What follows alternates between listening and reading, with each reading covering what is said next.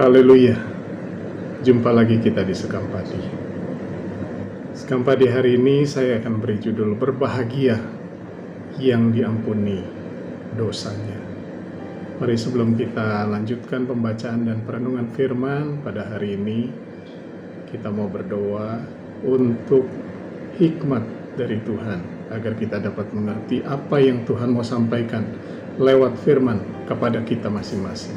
Mari kita berdoa. Bapa di sorga, kami mengucap syukur padamu Tuhan. Hari ini Tuhan, kami boleh datang kepadamu, menaikkan puji syukur atas penyertaan-Mu sepanjang hari ini Tuhan. Biarlah Tuhan, kami mau mendengarkan suara-Mu. Kami akan menerima firman-Mu. Biarlah firman-Mu boleh menjadi rema dalam kehidupan kami. Kami dapat mengerti apa yang Kau mau sampaikan lewat firman itu kepada pribadi kami Tuhan. Sehingga kami boleh menaruhnya di dalam hati kami yang baik, bertumbuh, berbuah dalam kehidupan kami. Mendatangkan berkat bukan saja untuk kehidupan kami sendiri, tapi juga untuk kehidupan banyak orang Tuhan. Terima kasih, terpujilah nama-Mu. Kami mau sambut firman-Mu dengan ucapan syukur dalam nama Tuhan Yesus Kristus. Amin. Puji Tuhan. Beberapa hari ini saya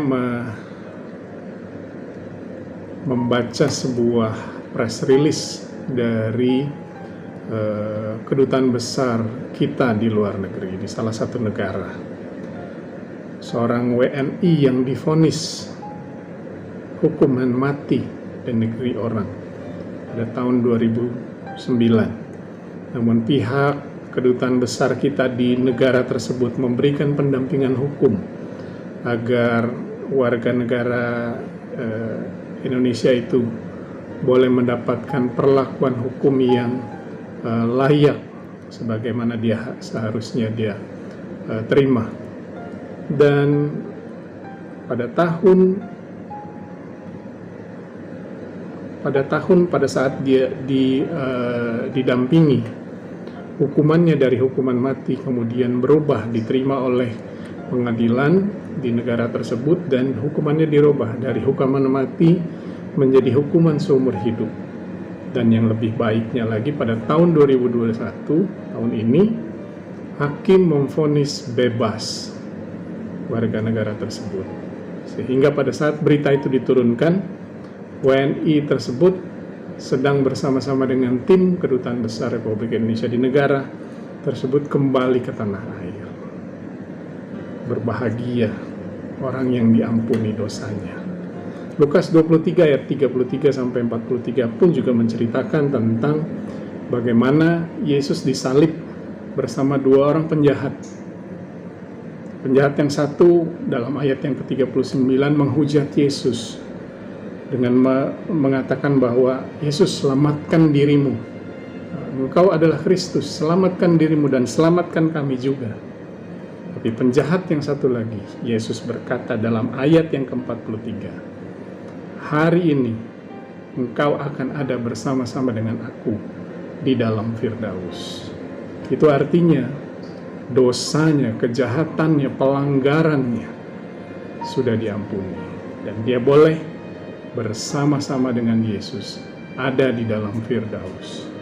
Sudah sepatutnya sebagai seorang yang berdosa, seorang yang melakukan kejahatan, seorang yang melakukan pelanggaran, apabila dosanya diampuni, dia menjadi berbahagia. Mazmur 32 ayat 1 dan 2. Mazmur Daud menulis demikian, berbahagialah orang yang diampuni pelanggarannya, yang dosanya ditutupi.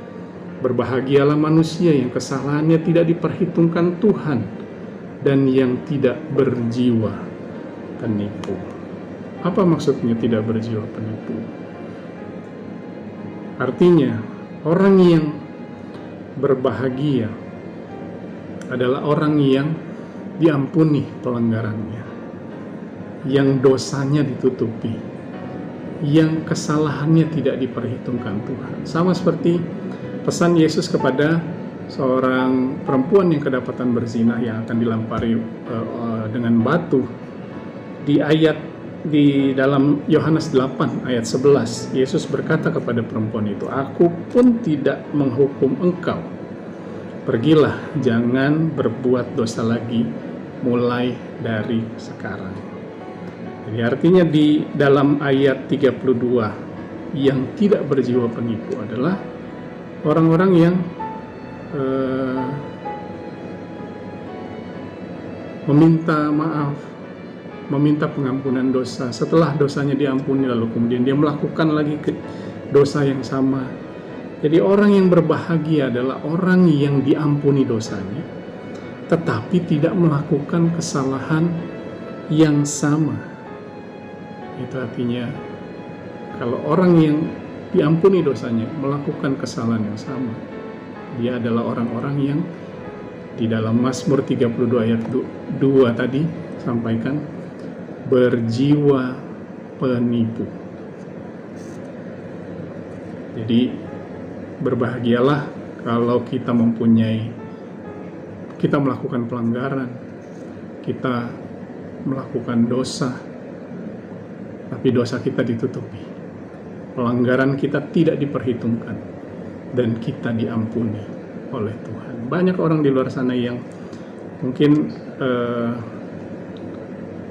korban Yesus di kayu salib sebagai korban pengampunan dosa tidak dianggap sebagai sesuatu yang harus dipertahankan, sehingga dia kembali berbuat dosa yang sama, berulang lagi, minta mohon maaf lagi, melakukan dosa lagi, minta pengampunan lagi, melakukan dosa lagi. Tapi firman Tuhan, orang yang berbahagia adalah orang yang diampuni pelanggarannya, yang dosanya ditutupi, yang kesalahannya tidak diperhitungkan Tuhan, dan tidak berjiwa penipu. Renungkan firman ini baik-baik, kemudian lakukan dalam kehidupan kita. Maka kita akan masuk dalam hitungan orang yang berbahagia di dalam Tuhan. Terpujilah nama Tuhan. Tuhan Yesus memberkati kita semua. Amin.